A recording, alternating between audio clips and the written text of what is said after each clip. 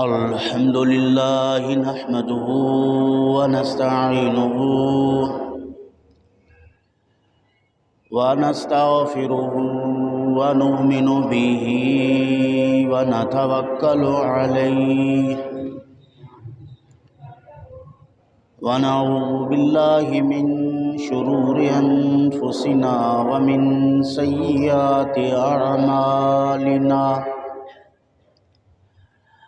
من يهده الله فلا مضل له ومن يضلله فلا هادي له ونشهد أن لا إله إلا الله وحده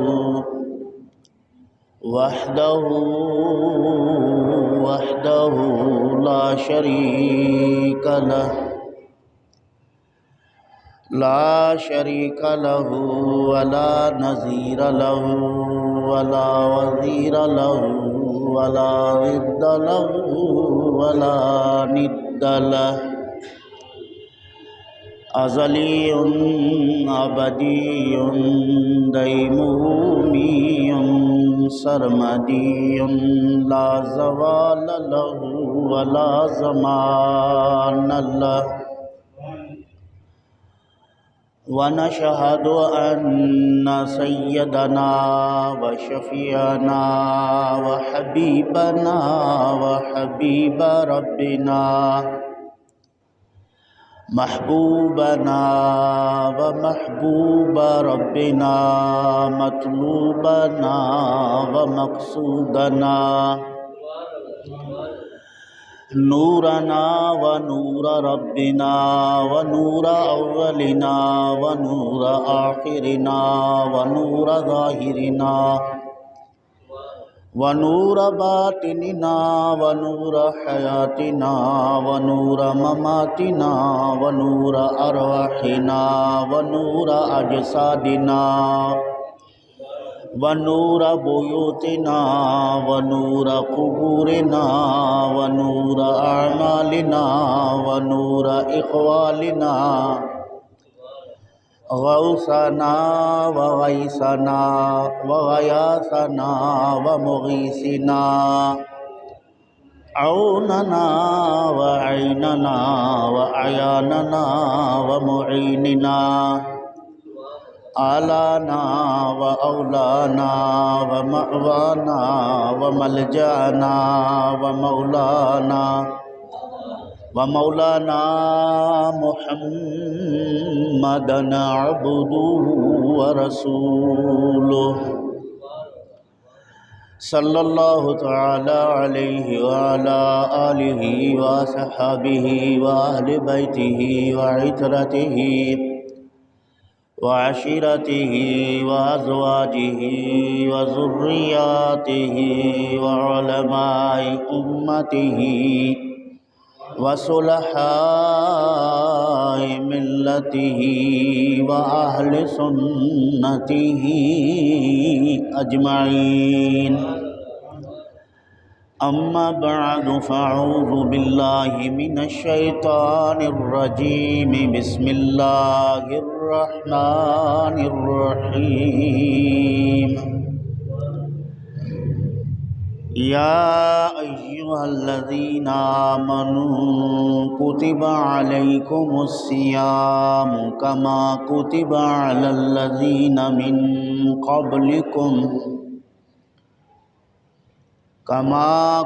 على الذين من قبلكم لعلكم تتقون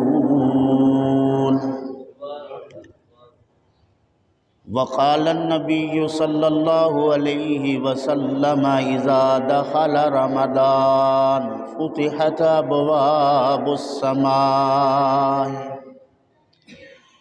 وفي رواية فتحت أبواب الرحمة وفي رواية فتحت أبواب الجنة وغلقت أبواب جهنم وسلسلت الشياطين وقال النبي صلى الله عليه وسلم في الجنة 8 أبواب منها باب يسمى الريان لا يدخله إلا الصائمون. وقال النبي صلى الله عليه وسلم تسحروا فإن في السحور بركة. صدق الله وصدق رسوله النبي الكريم الأمين. وقال الله تعالى في مقام آخر إن الله وملائكته يصلون على النبي يا أيها الذين آمنوا صلوا عليه وسلموا تسليما. اللهم صل على سيدنا ومولانا محمد وعلى آل سيدنا وأصحاب سيدنا ومولانا محمد وبارك وسلم عليه صلاة وسلاما عليك يا سيدي يا رسول الله. از فروغ تستروشن دین و دنیا ہر دجا بر تو بادا از خدا صلوات یا بدر الدجا. مادر گیتی نزادہ چون تو فرزند دیگر دیدئی عالم ندیدہ ہم چو تو حسن اللقاء. کئی ملک کر دے بے پیش آدمی خاکی سجود نور تو دروے نبودے گر ودیت اے خدا. از بہار فیض تو سرسبز باغی تمام بلغ العلا بکمالہ کشف الدجا بجمالہ حسنت جمیع خصالہ صلو علیہ وآلہ. درود شریف پڑھیے باواز بلند. اللہم صلی علی سیدنا و مولانا محمد وعلی آل سیدنا و اصحاب سیدنا و مولانا محمد وبارک وسلم علیہ صلاۃ و سلاما علیک یا سیدی یا رسول اللہ. حمد و صلاۃ کے بعد واجب الاحترام سامعین ذوی الاحتشام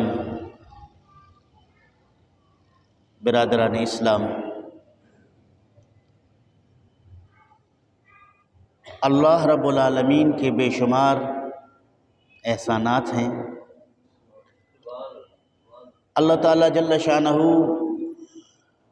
اپنے پیارے حبیب صلی اللہ علیہ وآلہ وسلم کے صدقے رسول اکرم صلی اللہ علیہ وآلہ وسلم کو ان گنت انعامات سے نوازا ہے، جس میں ایک بہت بڑی نعمت ماہ مقدس رمضان المبارک شریف ہے، جس میں اللہ تعالیٰ جل شانہ اپنے بندوں کو بخش فرما دیتا ہے. اللہ وحدہ لا شریک ان کے درجات کو بلند فرماتا ہے. اللہ تعالیٰ جل شانہ اس ماہ مقدس میں انہیں طرح طرح کے فیوز و برکات عطا فرماتا ہے. قرآن مجید میں اللہ وحدہ لا شریک نے ارشاد فرمایا یا ایھا الذین آمنو، اے ایمان والو. حضرت امام حسن بصری رحمۃ اللہ تعالی علیہ تابعین میں سے ہیں. حضرت علی کرم اللہ وجہ کریم کی بارگاہ اقدس سے فیض یافتہ شخصیت ہیں. وہ ارشاد فرماتے ہیں کہ جب قرآن مجید میں اللہ رب العالمین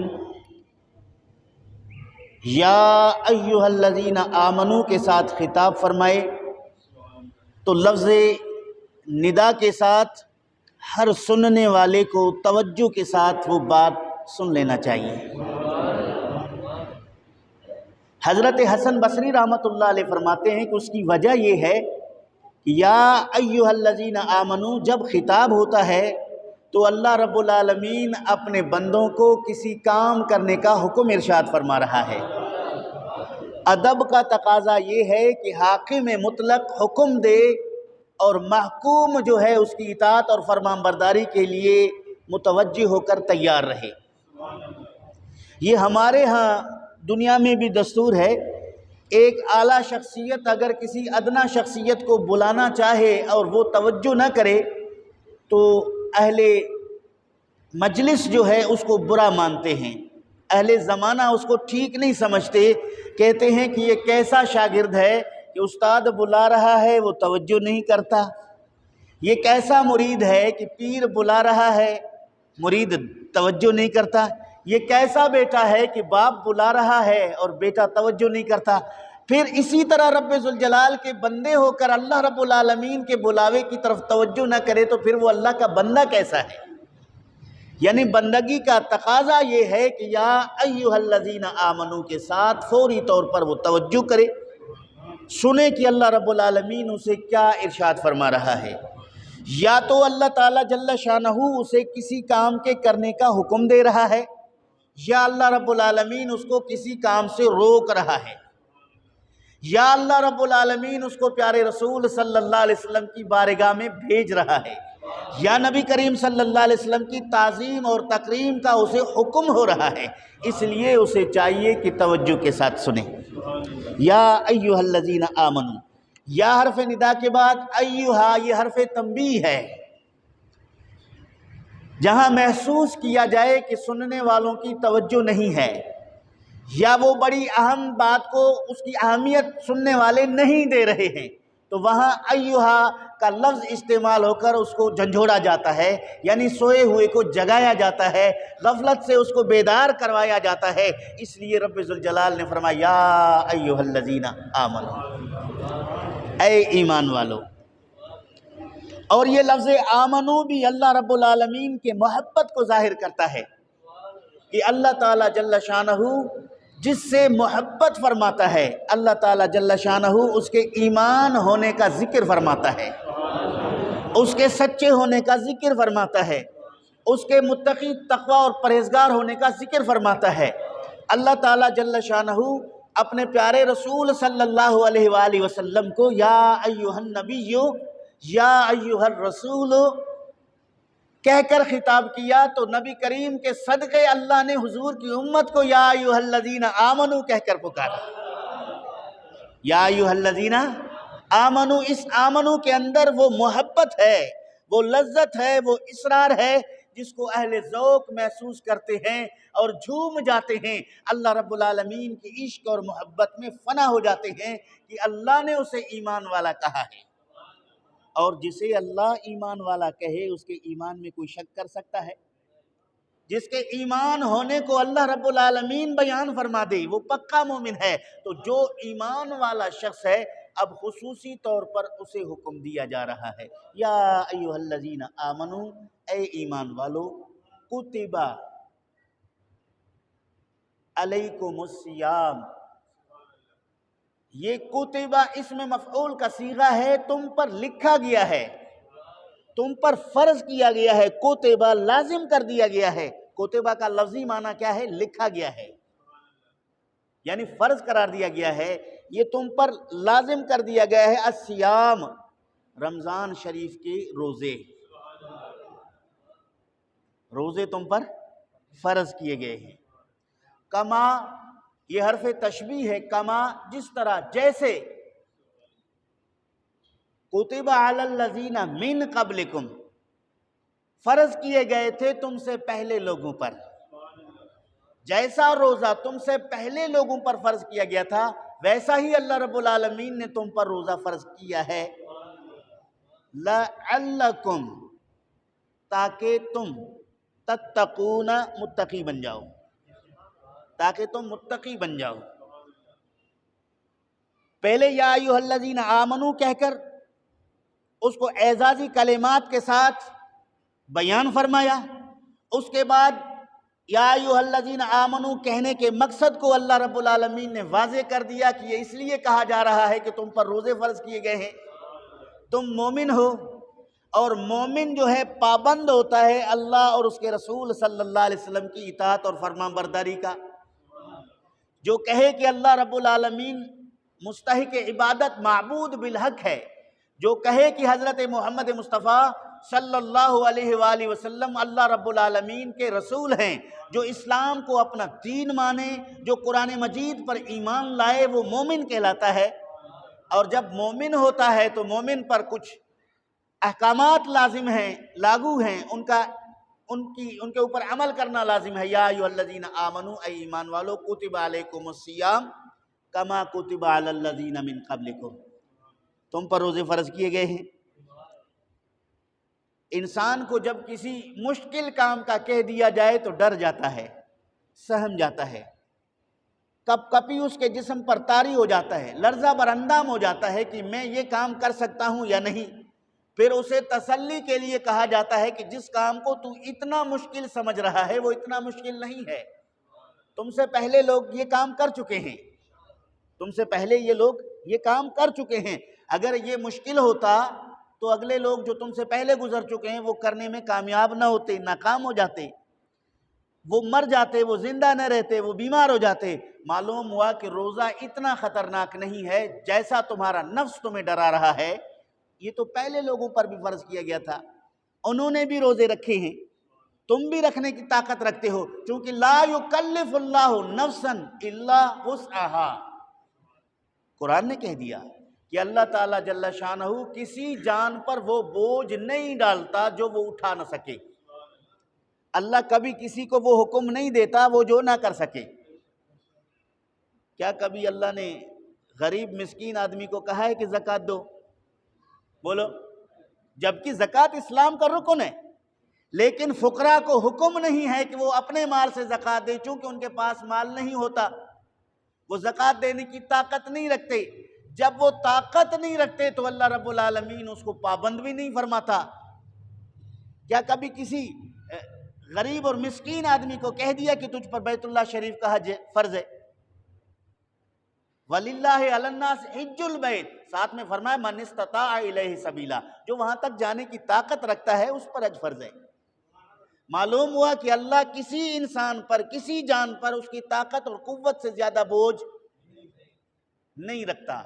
اب ہم اس کو بوجھ محسوس کر رہے ہیں، یہ ہمارے نفس کی شرارت ہے، یہ ہم اللہ رب العالمین کی عبادت سے راہ فرار اختیار کر رہے ہیں، ورنہ بچے بھی شوق سے روزہ رکھ رہے ہیں، چھوٹے بچے شوق سے روزہ رکھ رہے ہیں۔ جب ایک بچہ روزہ رکھنے کی طاقت رکھ سکتا ہے تو بالغ آدمی اس سے کہیں زیادہ طاقت رکھتا ہے۔ تو فرمایا یا ایھا الذین آمنوا کتب علیکم الصیام کما کتب علی الذین من قبلکم، اس لیے فرض کیا گیا لعلکم تتقون، تاکہ تم متقی بن جاؤ، تاکہ تم ڈر والے بن جاؤ، تاکہ تم پرہیزگار بن جاؤ، تاکہ تم اللہ رب العالمین کا قرب پالو، تاکہ تم اللہ رب العالمین کی محبت حاصل کر لو، تاکہ تم اللہ رب العالمین کے برگزیدہ بندے بن جاؤ۔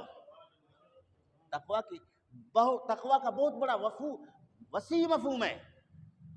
تقویٰ کا لفظ قرآن مجید میں جگہ جگہ رب ذوالجلال نے بیان کیا ہے، اور جو صاحب تقویٰ ہوتا ہے وہ اللہ رب العالمین کی بارگاہ کا مقرب ہوتا ہے۔ جو صاحب تقویٰ ہوتا ہے وہ مصطفیٰ کریم کا سچا پکا عاشق اور غلام ہوتا ہے۔ جو صاحب تقویٰ ہوتا ہے وہ صحیح معنی میں دین اسلام پر، شریعت پر عمل کرنے والا بندہ بنتا ہے۔ تو اللہ رب العالمین نے فرمایا لعلکم تتقون، تاکہ تم متقی بن جاؤ، ڈر والے بن جاؤ۔ پتہ چلا کہ روزے سے انسان تقویٰ کی راہ پر چل پڑتا ہے، اور خلوص دل سے روزہ رکھنے والے کو اللہ رب العالمین مقام تقویٰ عطا فرما دیتا ہے اور اسے متقی بنا دیتا ہے۔ اور جب وہ اللہ رب العالمین اس کو متقی بنا دیتا ہے، واللہ مع المتقین، اور اللہ رب العالمین کی رحمت، اللہ رب العالمین کی محبت، اللہ رب العالمین کی رضا متقین کے ساتھ ہے، تقویٰ والوں کے ساتھ ہے۔ پھر نبی اکرم صلی اللہ تعالی علیہ وآلہ وسلم اپنی امت کے لیے اس روزے کو مزید آسان کر دیا، اتنا آسان فرما دیا کہ جب ہم حدیث پڑھتے ہیں تو یہ بات دل میں جم جاتی ہے، یقین پختہ ہو جاتا ہے کہ واقعی محمد مصطفیٰ اپنی امت پر انتہا درجے کے شفیق ہیں۔ رسول کریم صلی اللہ علیہ وآلہ وسلم کی شفقت باپ کی شفقت سے زیادہ ہے، نبی کریم صلی اللہ علیہ وسلم کی شفقت ماں کی شفقت سے زیادہ ہے۔ نبی کریم صلی اللہ تعالیٰ علیہ وآلہ وسلم اپنی امت کو عبادت کے لیے جو حکم ارشاد فرما دیتے ہیں اس میں بھی بہت ہی زیادہ آسانیاں بیان فرماتے ہیں تاکہ میری امت کہیں پریشان نہ ہو۔ حضرت انس بن مالک رضی اللہ تعالیٰ عنہ فرماتے ہیں نبی کریم صلی اللہ علیہ وآلہ وسلم نے فرمایا تسحروا، سحری کیا کرو۔ کیا کرو؟ اونچی آواز میں کہہ دو، سحری کیا کرو۔ جیسے بچہ اسکول جاتا ہے، ماں کی مامتا تڑپ اٹھتی ہے اور ماں اپنے بچے سے کہتی ہے بیٹا یہ ناشتہ کر کے جاؤ، یہ چائے کا آدھا کپ پی کے جاؤ۔ اگر بچہ کھانے پینے سے انکار کر دے تو وہ ماں کہتی ہے کہ اس کو اپنے بستے بیگ میں ڈال دو، وہیں کھا لینا۔ یہ ماں کی محبت ہے۔ اور رسول کریم صلی اللہ علیہ وسلم کی محبت بھی دیکھیے کہ میری امت جب روزہ رکھے گی تو روزہ ایسے نہ رکھے، فرمایا تسحروا، سحری کیا کرو، فإن فی السحور برکہ، فرمایا سحری کرنے میں بہت برکت ہے۔ سحری کرنے میں کیا ہے؟ برکت ہے۔ مصطفیٰ کریم صلی اللہ تعالیٰ علیہ وآلہ وسلم نے فرمایا کہ سحری کرو، اس میں برکت ہے۔ حضور کے صحابی حضرت ارباز رضی اللہ تعالیٰ عنہ فرماتے ہیں دعانی رسول اللہ صلی اللہ علیہ وسلم، مجھے اللہ کے رسول صلی اللہ علیہ وسلم نے بلایا۔ حضور صلی اللہ علیہ وسلم سحری تناول فرما رہے تھے، مجھے بلایا۔ صحابی فرماتے ہیں نبی سحری کی فرما رہے تھے، مجھے بلایا اور مجھے کہا ہلم الی غذا، آؤ اس کھانے کی طرف مبارکہ جو برکت والی ہے، یعنی میرے ساتھ مل کے سحری کرو، اس سحری میں برکت ہے۔ حضرت ارباز ابن ساریہ کتنے خوش نصیب ہیں، کسی کو سحری کے لیے باپ بلاتا ہے، کسی کو سحری کے لیے ماں بلاتی ہے، کسی کو سحری کرنے کے لیے اس کی بیوی زوجہ بلاتی ہے، کسی کو اس کے دوست احباب بلاتے ہیں، کسی کو اس کی بہنیں جگاتی ہیں۔ وہ کتنا خوش نصیب صحابی ہے جس کو سحری کے لیے مصطفیٰ کریم صلی اللہ علیہ وسلم بلا رہے ہیں، اور بلا کر بلانے کی وجہ بیان فرما رہے ہیں تجھے ہم اس کھانے کی طرف بلا رہے ہیں جو بابرکت کھانا ہے۔ وہ کھانا کیا تھا؟ سحری تھا۔ تو سحری کرنے کا حکم مصطفیٰ کریم صلی اللہ علیہ وسلم نے دے دیا، یہ رسول کریم کی شفقت ہے۔ یہ روزے کے شرائط میں نہیں ہے، یہ سمجھ لو، فرائض میں نہیں ہے۔ ایسا نہیں ہے کہ اگر کوئی سحری نہ کرے بغیر سحری کے روزہ نہیں رکھ سکتا ہے، لیکن رسول کریم چاہتے یہ ہیں، مصطفیٰ کریم کو یہی پسند ہے کہ تم بغیر سحری کیے روزہ نہ رکھو، تمہیں تکلیف ہوگی، تم سحری کرو۔ پھر رسول کریم صلی اللہ علیہ وسلم نے سحری پر مزید گفتگو کرتے ہوئے ارشاد فرمایا کہ سحری ہمارے روزوں میں اور یہودیوں کے روزوں میں یہی فرق ہے، سحری کھانا۔ یہودیوں کے روزوں میں سحری نہیں ہے، ہمارے روزوں میں سحری ہے۔ چونکہ بنی اسرائیل پر جو روزے فرض تھے وہ عاشورہ کے روزے رکھتے تھے، محرم شریف کے 10 دن کے یوم عاشورہ کے جو 10 روزے ان پر فرض تھے وہ روزہ رکھا کرتے تھے، لیکن مغرب کے بعد وہ افطاری کرتے تھے جب تک وہ جاگتے تھے، جب تک وہ جاگتے تھے تب تک ان کو کھانے کی اجازت تھی۔ 1 گھنٹہ جاگ رہے تو 1 گھنٹہ کھا لے، 2 گھنٹے جاگ رہے تو 2 گھنٹے کھا لے، 3 گھنٹے جاگ رہے تو 3 گھنٹے تک اس کو اجازت ہے۔ جیسے ہی سو گیا، آنکھ لگ گئی، اب دوبارہ آنکھ کھلی ہے، ابھی فجر کا وقت بھی نہیں ہوا، آدھی رات باقی ہے، اس کے باوجود اب اس کا روزہ دوسرا شروع ہو گیا، اس کو کھانے پینے کی اجازت نہیں۔ مصطفیٰ کریم صلی اللہ علیہ وآلہ وسلم کی امت کی یہ خصوصیت ہے کہ اللہ رب العالمین نے رات کے آخری حصے میں اسے کھانے پینے کی اجازت دی ہے۔ رات کے آخری حصے کی وضاحت محدثین نے یہ کیا ہے، مثلا 8 گھنٹے کی رات ہے، جو اس کا آخری چھٹا حصہ بنتا ہے، صبح فجر ہونے سے پہلے، فجر طلوع ہونے سے پہلے جو اس کا آخری حصہ 1.5 گھنٹہ بنتا ہے، اس وقت کے کھانے کو سحری کہتے ہیں۔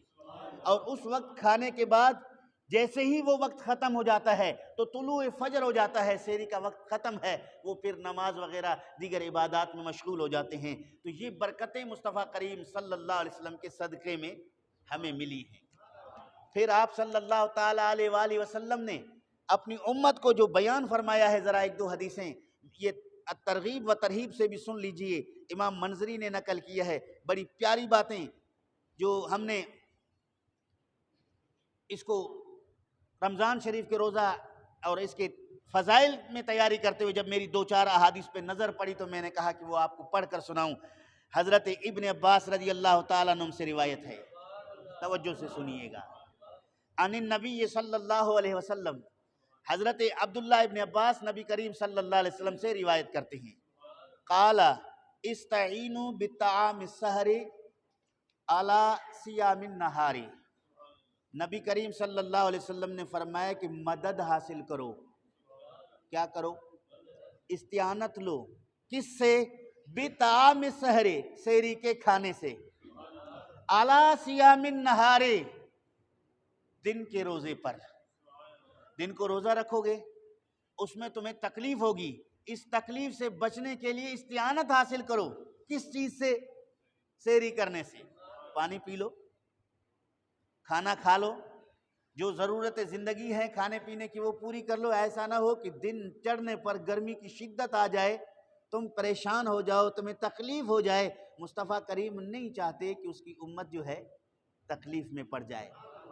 قرآن نے بھی اس پہ گواہی دی ہے، عزیز علیہ ما عنتم حریص علیکم بالمؤمنین رؤوف الرحیم، فرمایا تمہاری تکلیف میں پڑ جانا یہ رسول پر گرا ہے، تکلیف میری ہے، اس کا احساس مصطفیٰ کریم کو ہے۔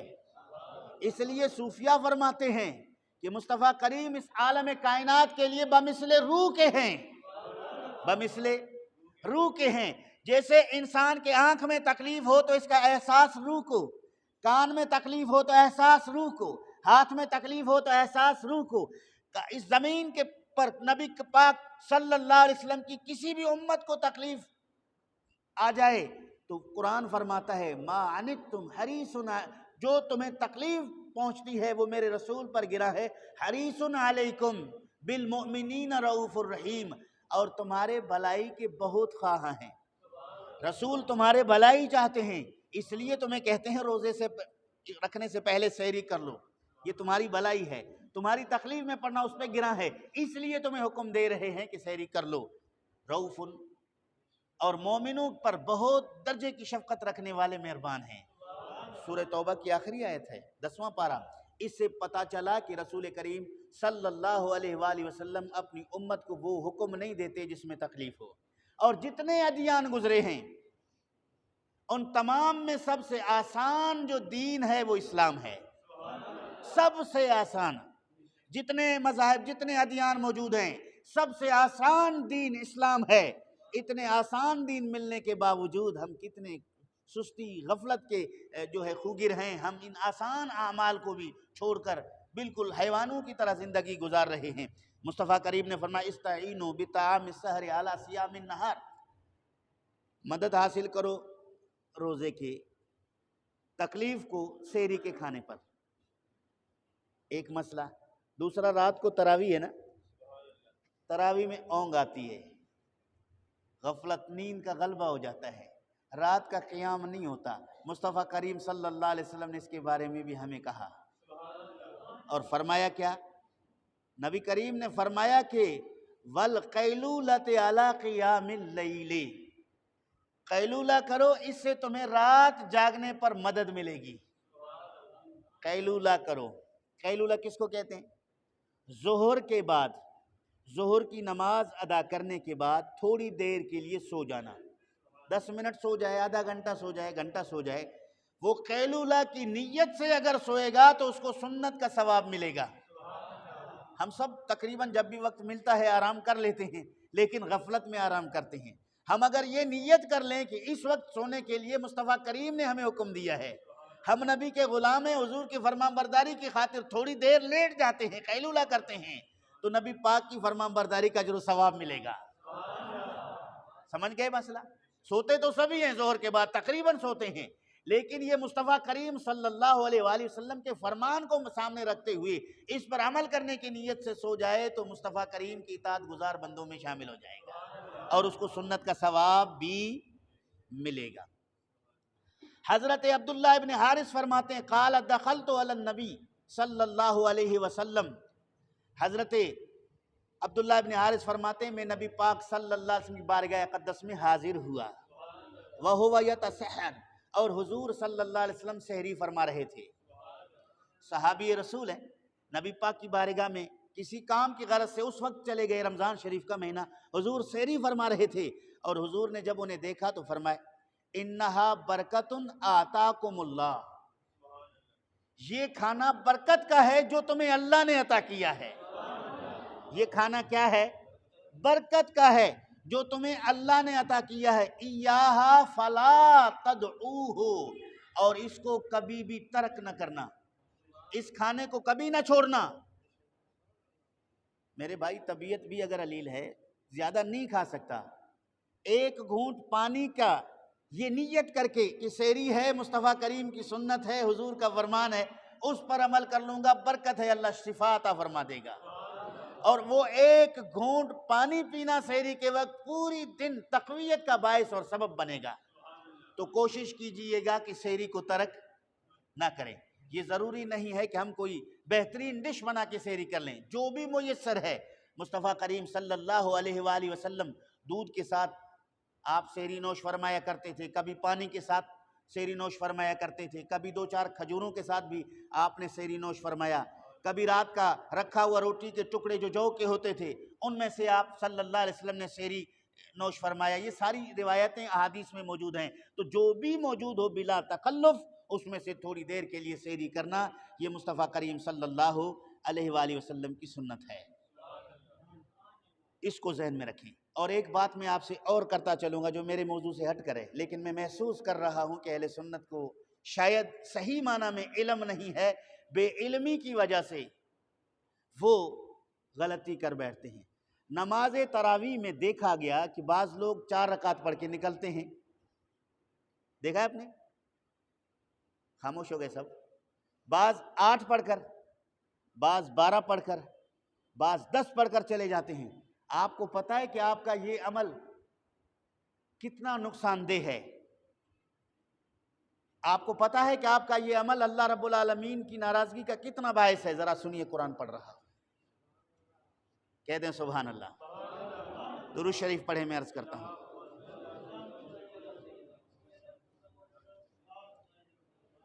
اللہم صلی علی سیدنا و مولانا محمد و آلہ و اصحابہ و بارک وسلم، صلاۃ و سلام علیک یا سیدی یا رسول اللہ۔ اللہ رب العالمین نے فرمایا ان المنافقین یخادعون اللہ وہو خادعہم، منافق اللہ کو فریب دینا چاہتے ہیں۔ توجہ چاہوں گا، پوری آیت پڑھوں گا، بات سمجھ میں آئے گی۔ ان المنافقین یخادعون اللہ، منافق اللہ کو فریب دینا چاہتے ہیں، وہو خادعہم، اللہ رب العالمین خفیہ تدبیر کے ساتھ ان کو ان کی فریب کا سزا دے گا۔ اب فریب کیا ہے؟ وہاں بیان ہوا، اب فریب اللہ بیان فرماؤ کس طرح؟ وَإِذَا قَامُوا إِلَى الصَّلَاةِ قَامُوا كُسَالَىٰ، جب یہ نماز کے لیے کھڑے ہو جاتے ہیں، کیا کرتے ہیں؟ نماز کے لیے کھڑے ہو جاتے ہیں۔ یا اللہ وہ کس حالت میں کھڑے ہوتے ہیں؟ فرمایا اللہ رب العالمین نے قَامُوا كُسَالَىٰ، سست، ڈیلے ڈالے، ابھی نماز ختم ہو جائے ہم ابھی بھاگیں، یہ قرآن نے بیان کیا۔ ڈیلے ڈالے، سست، بھاگنے کی فکر میں پیچھے صفوں میں کھڑے ہونے والے لوگوں کو اللہ کے قرآن نے کیا کہا؟ فریب کہا۔ کس کا؟ نمازیوں کے صف میں نمازی بھی ہیں، بے نمازیوں کے ساتھ محفل میں بھی، یہاں بھی دل نہیں، وہاں اپنے معاملات میں کھڑے ہیں۔ اور وَلَا يَذْكُرُونَ اللَّهَ إِلَّا قَلِيلًا، اور اللہ کا ذکر نہیں کرتے مگر بہت تھوڑا۔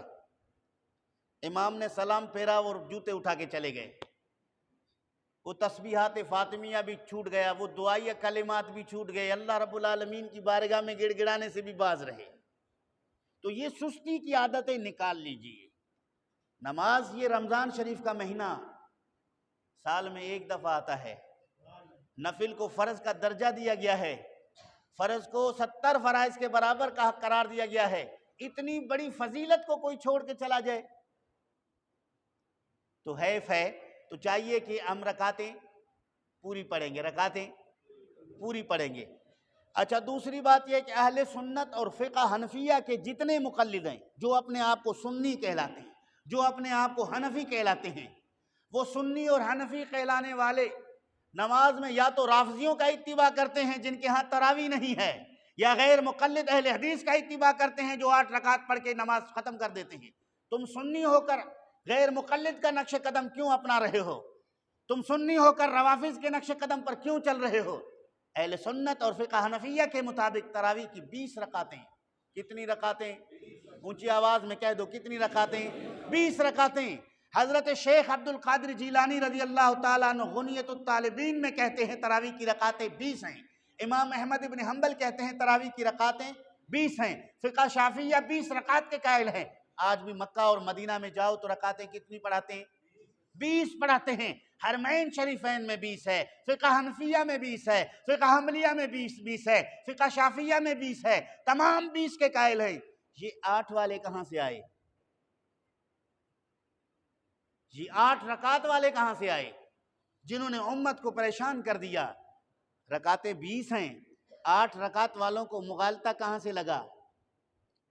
نبی کریم صلی اللہ علیہ وآلہ وسلم کی وہ رات والی نمازیں جو احادیث میں موجود ہیں، جو تہجد کی رکعتیں ہیں، ان تہجد کی رکعتوں کو جناب والا انہوں نے تراویح کی رکعتیں قرار دے کر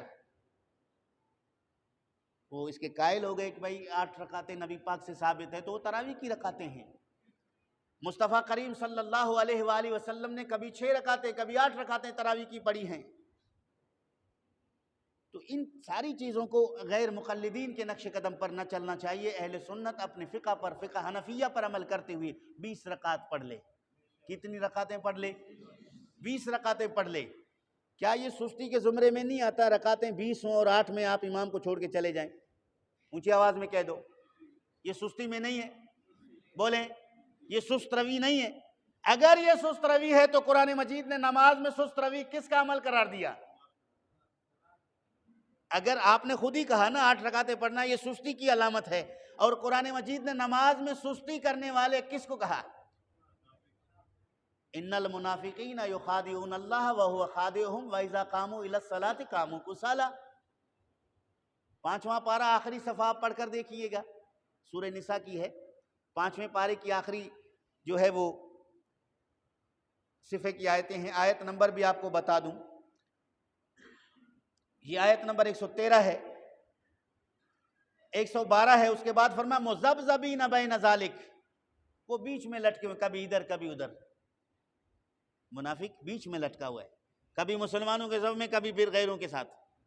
تو یہ سستی کا عمل قرآن مجید نے روک دیا، اس سے اجتناب کرنا چاہیے، اور ایسے کرنے والوں کو اللہ رب العالمین نے تنبیہ کی ہے۔ اور لا یذکرون اللہ، اللہ کا ذکر نہیں کرتے الا قلیلا، مگر تھوڑا۔ دیکھ لینا صف میں ہو گیا۔ کس کے ساتھ یہ دھوکہ، کس کے ساتھ مذاق ہے؟ نماز اللہ رب العالمین کی عبادت ہے، آپ گھنٹوں فضول کھڑے ہونے کی آپ کے پاس وقت ہے، 5 منٹ نماز ختم ہونے کے بعد مسجد میں بیٹھنے کا وقت نہیں ہے۔ رسول کریم صلی اللہ علیہ وسلم نے فرمایا کہ مسجد مومن کے لیے مثل پانی کے ہے، مومن مثل مچھلی کے ہے، اور یہ مسجد مثل پانی کے ہے۔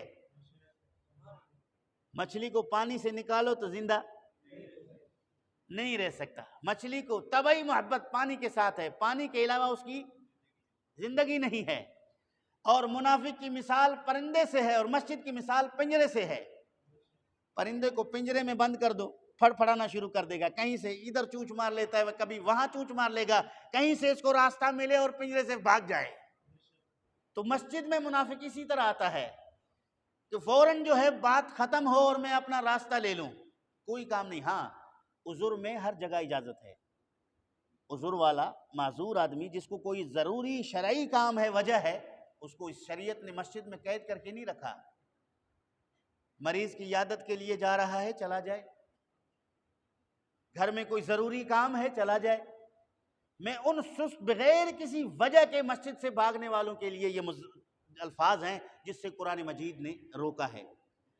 تو اس کو تاجر ہے، اس کو ظاہر ہے پیچھے کافی اس کا کام اٹکا ہوا ہے، چلو ٹھیک ہے، اس کو اجازت ہے بغیر کسی وجہ کے مسجد میں بیٹھنے سے بیماری نہیں ہونی چاہیے، بلکہ جتنا ہو سکے اللہ رب العالمین کی مسجد کو ٹائم دیں، تلاوت قرآن مجید، ذکر و اذکار، ورد و وظائف کو جاری رکھیں۔ اور مسجد شریف میں داخل ہونے والے کو یہ حکم ہے کہ مسجد میں داخل ہو، اگر وہ وقت مکروہ نہیں تو 2 رکعت نماز تحیۃ المسجد پڑھ لو۔ مسجد میں داخل ہونے کے لیے 2 رکعت شکرانے کے پڑھ لو کہ شکر ہے اللہ رب العالمین نے مجھے مسجد میں آنے کی توفیق دی ہے۔ اتنا اہم مسئلہ ہے یہ کہ مسجد میں جاؤ، 2 رکعت تحیۃ المسجد یعنی مسجد میں داخل ہونے کا شکرانہ ادا کرو۔ مسلمان جب وضو کر لے، وضو کرنے کے بعد 2 رکعت تحیۃ الوضو نماز پڑھ لے، تاکہ وہ وضو کرنے کا رب نے جو اسے توفیق دی ہے اس کا شکر ادا کر لے۔ آج ہم وضو کرتے ہیں تو غفلت میں، مسجد میں آتے ہیں تو غفلت میں، روزہ رکھتے ہیں تو غفلت میں، حج اور عمرہ کرتے ہیں تو غفلت میں، طواف کرتے ہیں تو غفلت میں، صدقہ دیتے ہیں تو غفلت میں، خیرات کرتے ہیں تو غفلت میں، اللہ رب العالمین کا نام لیتے ہیں تو غفلت میں۔ اگر یہ تمام نام خلوص دل کے ساتھ لیے جائیں، محبت اور عقیدت کے ساتھ لیے جائیں تو اس کی بہت بڑی فضیلت ہے۔ اللہ تعالیٰ جل شانہ ہمیں قرآن و سنت پر عمل کرنے کی توفیق نصیب فرمائے۔ اس کے بعد رسول اکرم صلی اللہ علیہ وآلہ وسلم نے ارشاد فرمایا کہ ان عبداللہ ابن عمر رضی اللہ تعالی عنہما قال قال رسول اللہ تسحروا ولو بجرعۃ من ماء، سحری کیا کرو اگرچہ پانی کا ایک گھونٹ تمہیں ملے، اس پہ بھی سحری کر لو۔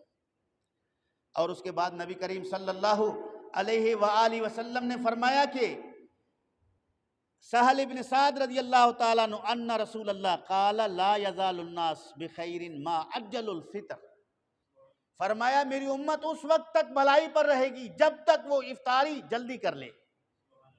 افطاری بولو، افطاری، آخری مسئلہ بھی سمجھ لو۔ مصطفیٰ کریم صلی اللہ علیہ وآلہ وسلم نے جتنے رمضان شریف کے روزے رکھے ہیں، کبھی بھی آپ نے افطاری سے پہلے مغرب کی نماز ادا نہیں کی، کبھی بھی، یعنی افطاری پہلے نماز بعد میں۔ اور پھر آپ صلی اللہ علیہ وسلم نے فرمایا کہ ہم مغرب ہوتے ہی افطاری کرتے ہیں، یہودی ستاروں کا انتظار کرتے ہیں، جب آسمان پہ ستارے چمکنے لگ جاتے ہیں تو پھر وہ افطاری کرتے ہیں۔ تم یہودیوں کی مخالفت کرو، تم یہودیوں کی مخالفت کرو۔ اب یہودیوں کی اتباع کون کر رہا ہے؟ ہمارے ہاں ایک فرقہ ہے، میں ابھی اس وقت نہیں جانا چاہتا، وقت نہیں ہے، کبھی بتا دوں گا کہ یہودیوں کے مشابہت کس کے اعمال ہیں، کس کے روزے ہیں۔ افطاری میں عجلت، طلوع مغرب کے فوراً بعد، لیکن یہاں غیر مقلدین نے پھر دھوکہ کھایا، ابھی فجر مغرب طلوع نہیں ہوا، سورج چمک رہا ہے، اس وقت وہ افطاری شروع کر دیے۔ بھائی کیوں؟ فرمایا حضور نے فرمایا جلدی کی افطاری کر لو، اہل حدیث کی بات کر رہا ہوں، ہم حدیث پہ عمل کر رہے ہیں۔ بھائی یہ حدیث طلوع مغرب کے بعد فوراً کرنے کا ہے، وقت سے پہلے نہیں۔ مغرب طلوع ہونے سے پہلے اگر کوئی 1 منٹ بھی افطاری پہلے کر لے روزہ توڑ دیتا ہے۔ مغرب ہونے کے بعد لیٹ نہ کرے، شک میں نہ پڑے، سورج غروب ہو گیا، رات کا حصہ شروع ہو گیا، اتم الصیام الی اللیل پر عمل ہو گیا، اب افطاری کر لو۔ اللہ تعالیٰ جل شانہ عمل کی توفیق